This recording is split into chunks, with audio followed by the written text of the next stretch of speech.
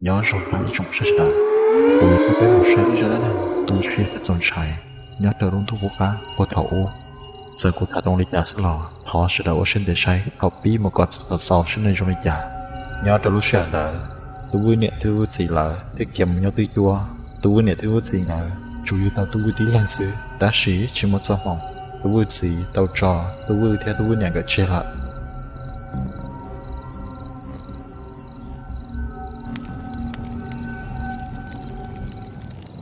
nè bây giờ với nó sổ nó bây giờ một thằng lông tóc cái đấy là giờ con nhỏ nó chè cái số như xe đạp của nó cũng một thằng kia xe cũng tôi đọc khá là lời mẹ tôi để kiện chuyện để có mũi lăng xứ có bột tàu luôn mà chú qua lấy giờ nè cũng tao luôn cái con nhỏ nó có sao không xe đạp của only mà mẹ muốn nói chè ưu tư không sai à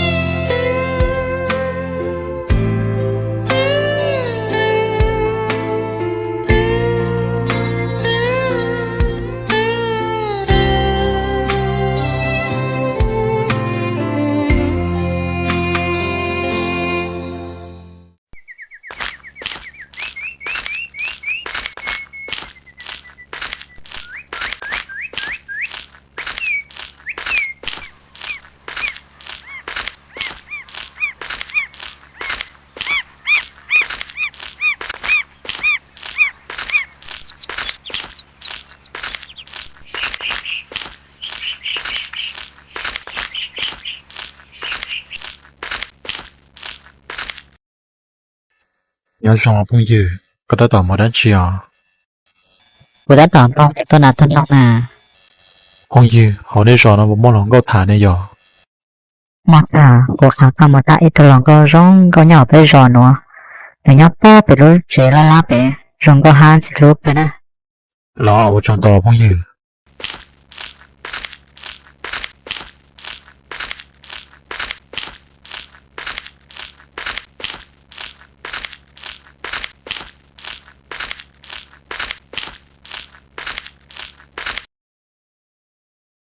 à biết rồi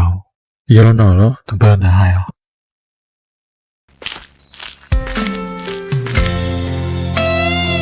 nhớ rồi lên mùa nhớ xong theo cái tôi lo của tôi lên mùa cái lối bê hồ lý chả này giờ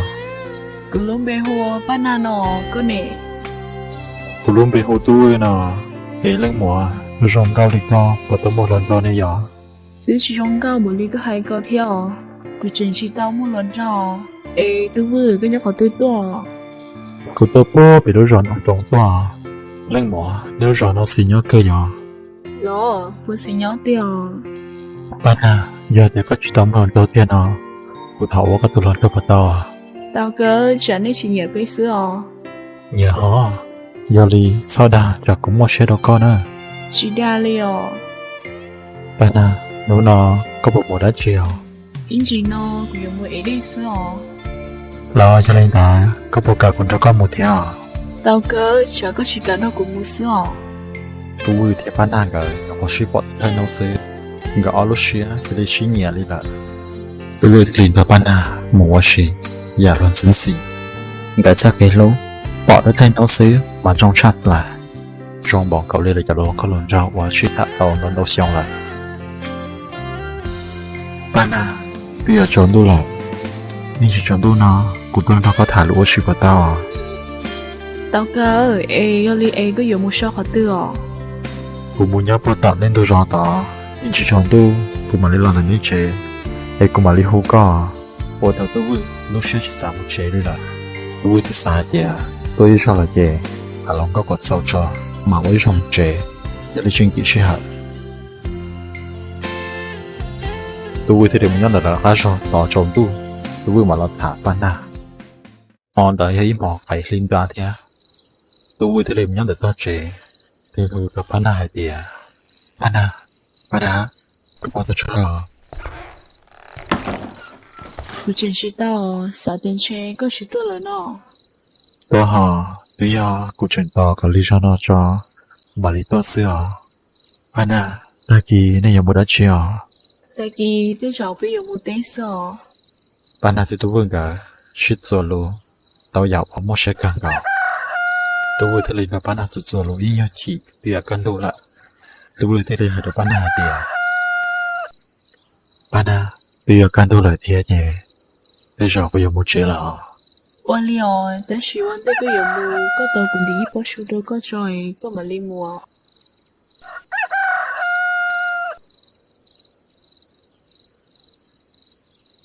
thầu tôi vừa là chế là Pana thấy sai tiền chả tôi vừa một đế chỉ tôi vừa học chế plá thiệt Pana thấy đi bỏ mỏ và tôi vừa ngả lòng chế lại ôi trời đó có bỏ số nào Pana của một chuyện đấy dễ bây giờ đó tôi đùa cái nhỏ là chế cái sau ship về đó của nó tôi vừa cũng yên chỉ mua lên từ liò giờ có muốn nó chè ở đi trong say nữa à ô liều đi từ mua lại nó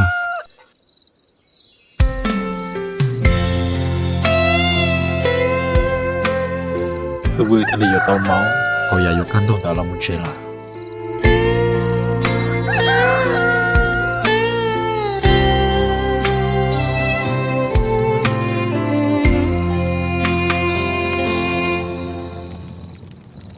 mẹ tôi cho cái giờ mòn để ôn luôn đi có chỉ có tiền có nhiệt chất chất có nó lò bác sĩ khó cũng muốn để cho là ở nè tí cho cũng muốn thả tao ít tôi lòng gao thêm gì lúc hàng liều lòng yêu bao nhiêu cả liều mẹ tôi cho có nhà nó cũng muốn yêu là ô có bao nhiêu xứ mà vì tôi khó nếu đến thia có ít lần xứ chỉ cho xe tôi có một ít lần liều nè giờ là cả yêu thì tới trả luôn theo đã chỉ trả là chỉ cả yêu bế xưa nè tới lì là thế chế nó một bữa cho ta kỳ yêu một ở đây theo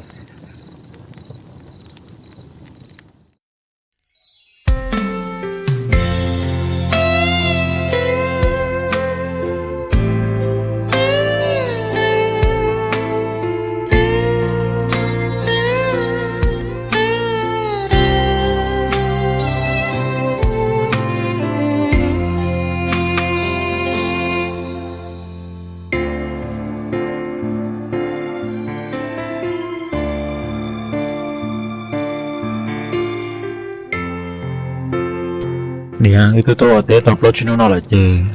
cái trong tay kia quy hoạch đặc một chế quy hoạch đặc một thằng của tôi luôn có là cho cái năng lực sức chế bên trong của đặc một chế của một thằng của tôi luôn có là cho cái mà đặc tôi ở đây đùa Oli mà mi tu muốn nó chè u tứ không sai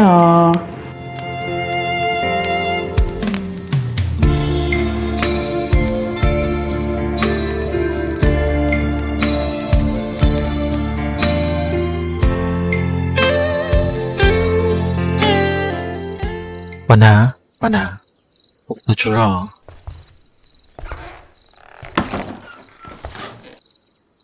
cứ giờ lên từ lò cái thật sự chỉ bao của lời lo một điều tôi vui nè giờ có sự lò tôi chả có tôi liều luôn thia tôi chả có muốn để luôn liều từ giờ đi nấu non đau có thể đi chỉ tao tôi xưa Pana ta kỳ tôi bất cần đó cũng muốn xìa cả cái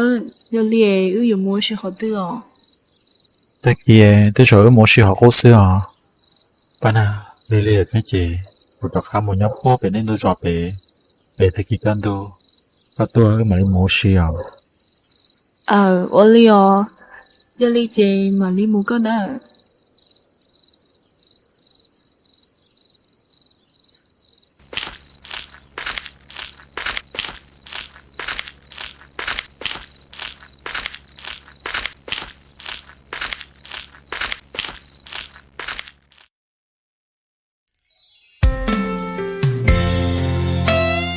tôi muốn cho Pana ở suy ý nhau chỉ để muốn cho Pana mình sửa tờ tao biết hơn nhau tờ để tới lên ga là chế lại Pana của tôi cho cái nhau tờ nào là chế tôi rồi cũng cho cả một chuyện là tôi vừa giờ có một chuyện nó chè bắt đầu cùng đi bỏ số đó có chả có một đế có cho chơi pla có thiết tao nọ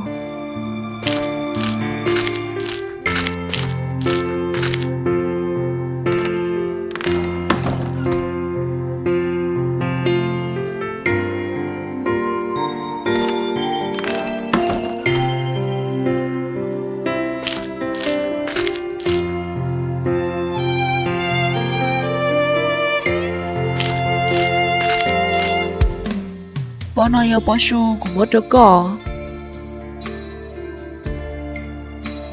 Ôi chẳng là đâu có, bỏ cả trên tỷ số đâu cụ thể à. Cũng mới giá nó số nó, cũng mà thằng tuần đó có nhau đùa. mà muốn rong con nữa Cũng mua là mà nhớ không có.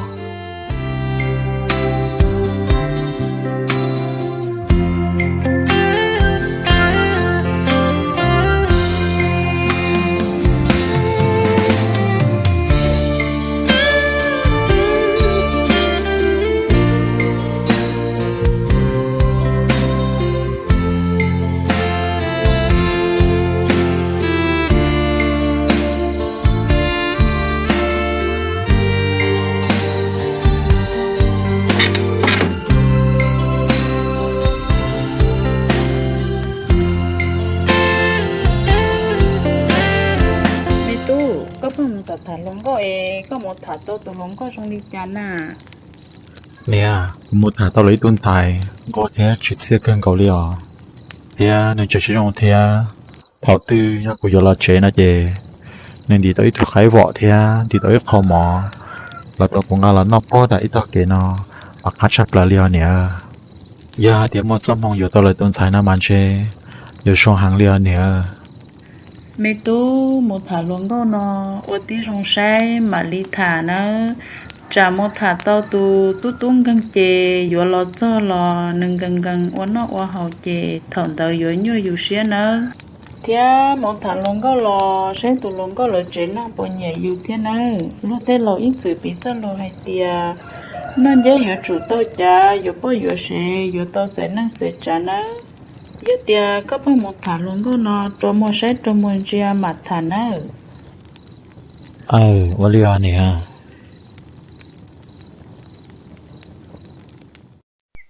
Hậu tôi luôn năng chế, cho nên nó mua thế hàng gạo sư, tôi chỉ không một thả lỏng gạo liền. Giờ lên đầu lò, tôi biết chuẩn theo cả tay lô sợ một đứa bạn nào sư tết ta. Tôi một bữa đỏ tê, một ô tê, tao bên nó lại. Tôi vừa mà lên tập khá là một chế, tôi vừa mà lên ba mà muốn thả, tôi vừa tụ lỏng gạo ở Japan à.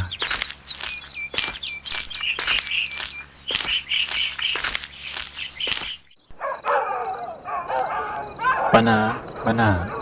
kamu tu curang.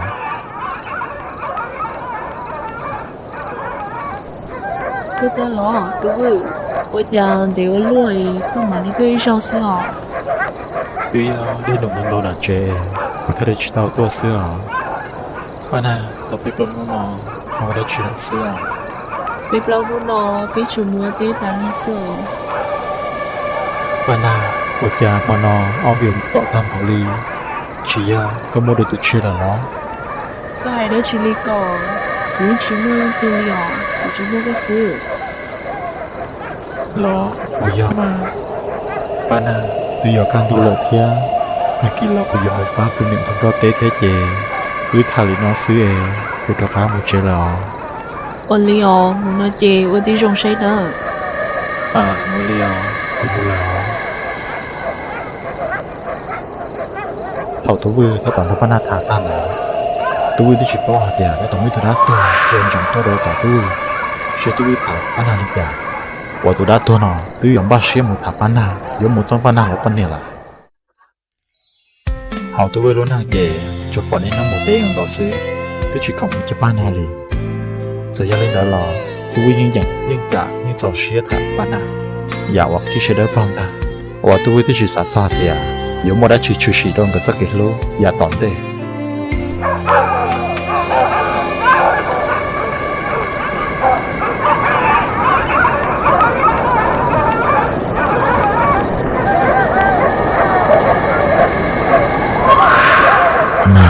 Bana, có bộ tôi trốn rồi. cứ giờ lên từ ở chia cứ lên bên hồ lý chàng chia có nhau phải biết đó Tôi luôn bê hộp bảo vui nè. Nó bố bể lưu rõ bà đến cho tôi. Ê, Bana, giờ lý cho bà tao mà tụi lưu này vậy. cũng đó là chia muốn nó biết nhiều không biết là sẽ sát của như thế của chú sâu rau rồi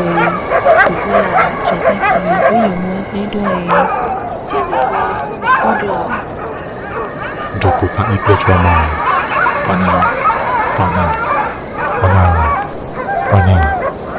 chịu lịch cả mà, nhớ phải để có cho trâu gâu được nhẹ, để nó không nó to đường.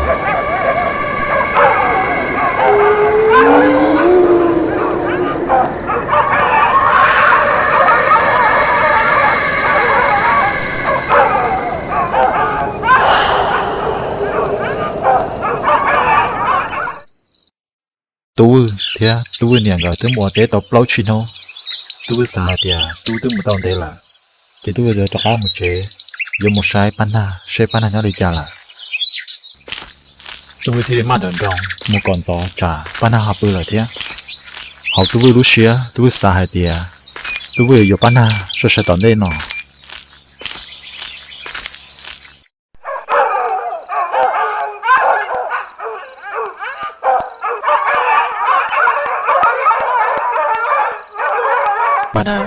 Pana, có chuyện gì?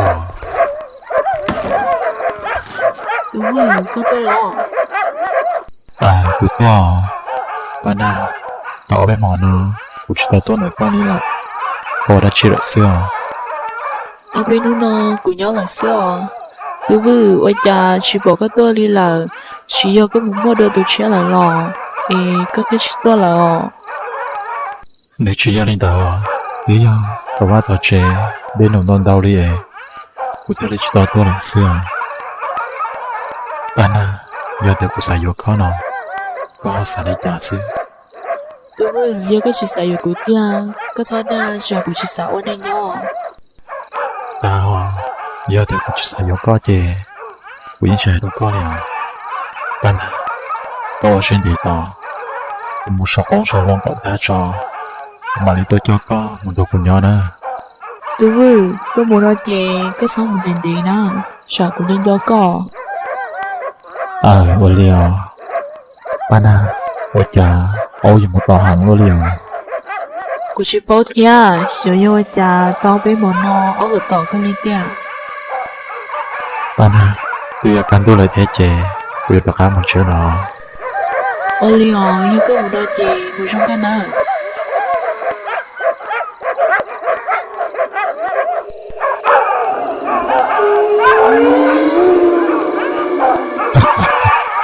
Pana, có hàng kia, rồi nó cứ bỏ xuống luôn.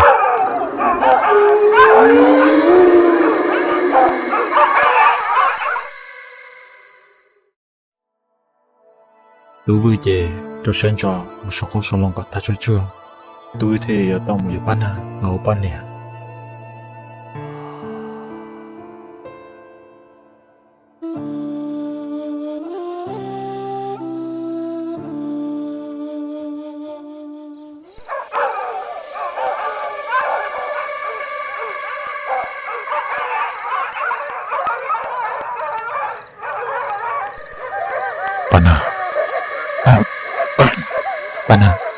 Pana, tôi chưa rồi.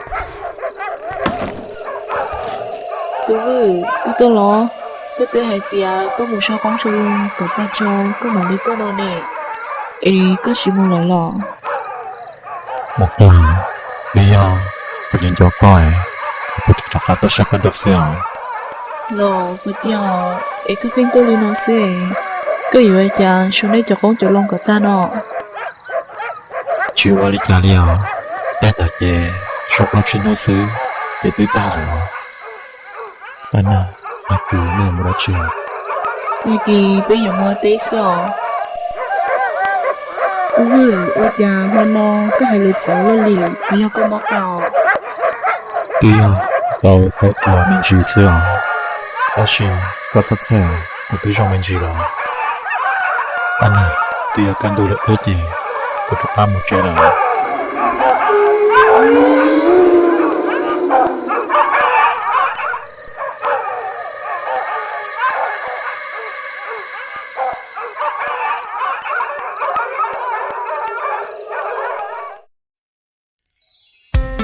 Tôi vui theo tôi niệm cái thề một cái phong tên lòng nó sâu thả để lòng một chế ta là những cái thề ban trà bao ban nó cho lòng một chế lại xưa.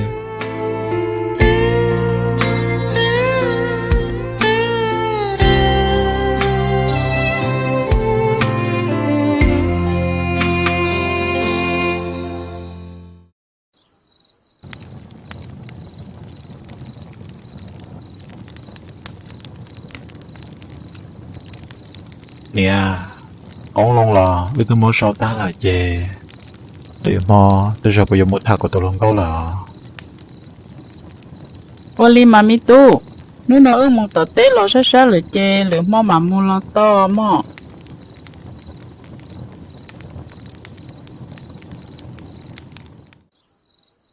một tờ phá tôi tôi liền một hai tờ bán hai tiền bán à tôi bảo tôi cho nó Tôi vừa có tôi lo. của tôi bán à tập lo chim họ nó của chúng ta tôi này có lý lạc cái câu đã chỉ là xưa Tôi vừa ấy có tôi sẽ xong mò thế này, ôi chà có hơn không của lý con nó. ôi cha có hai lý có ê của tôi lý nè của tôi một bữa tao tết tập lo chim họ nó của tôi sáng có lý lạc nè ôi cha có hai lý có nó còn nó theo được bán à sao chỉ sơ ta bán à thế sai thì để cho lý tôi sẽ xong món đấy anh họ cho lại từ theo ôi cha lúc số giờ một thông tôi vừa lo lý bán à vô cha đâu có là nè Chị hòa. bán à mà nó của tôi khi đâu có hai tiền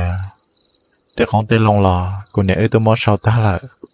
lừa mò chè của tôi cho có muốn cho của nhỏ là xưa nào Tôi vừa yêu có chị xài của tia, có chị xóa đa của tao con nữa. thế mà lừa mò chè của tôi cho có muốn cho của nhỏ là xưa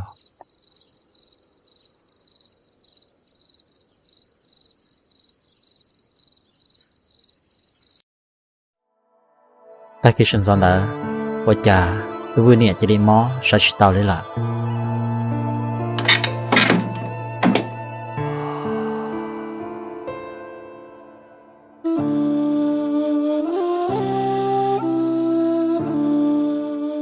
Mẹ tu, có lòng được nó của hay có.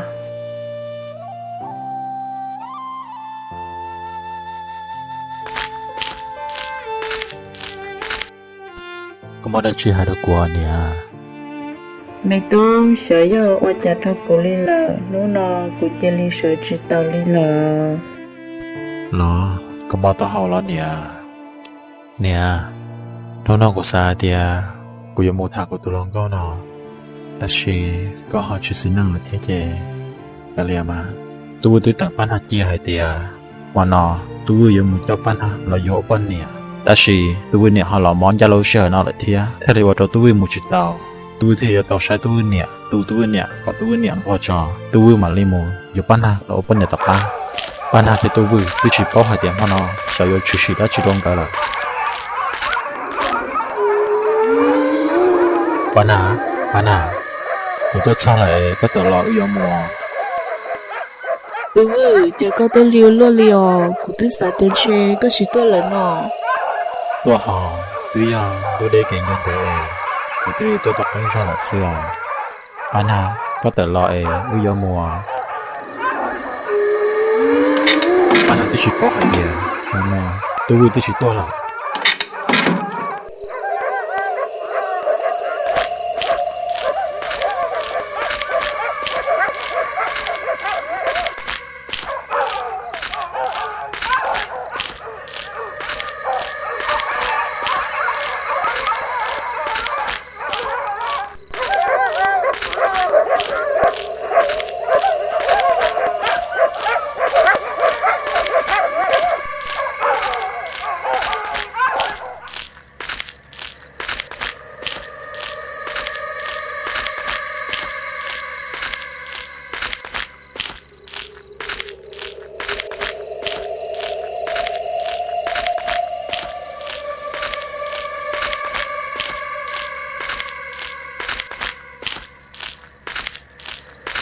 anh anh chơi một lâu trà tôi chỉ đi một cái hai trăm tôi trả hai triệu tôi cũng trả một lần anh có chỉ sợ đã chỉ anh sợ hai tiền tới rồi tôi trong còn một giờ đó cho kể cả gì đâu vậy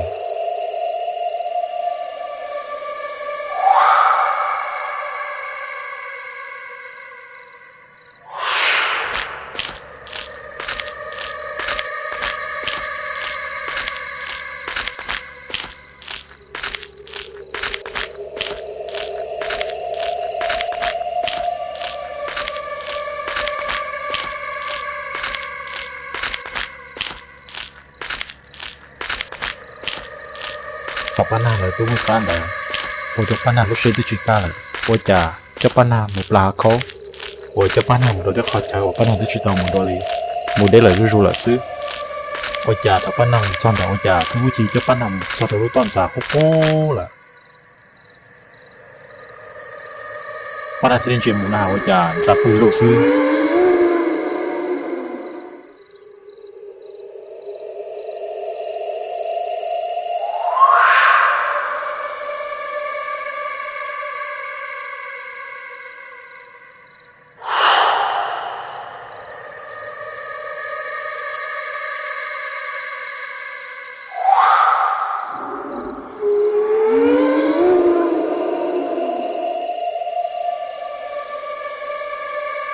mà nó có nằm trên một cái túi nào chả chưa túi họ dây tôi ra tôi cho ba nào làm xong rồi nó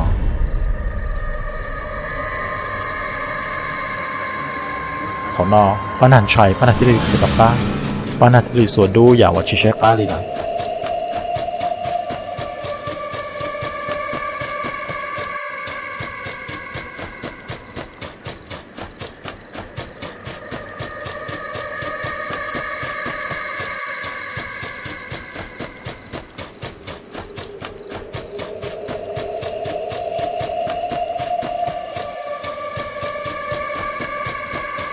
cáiป้านาที่หนึ่งแค่ตัวสเก็ตแต่ละถึงแต่ป้านารู้รอ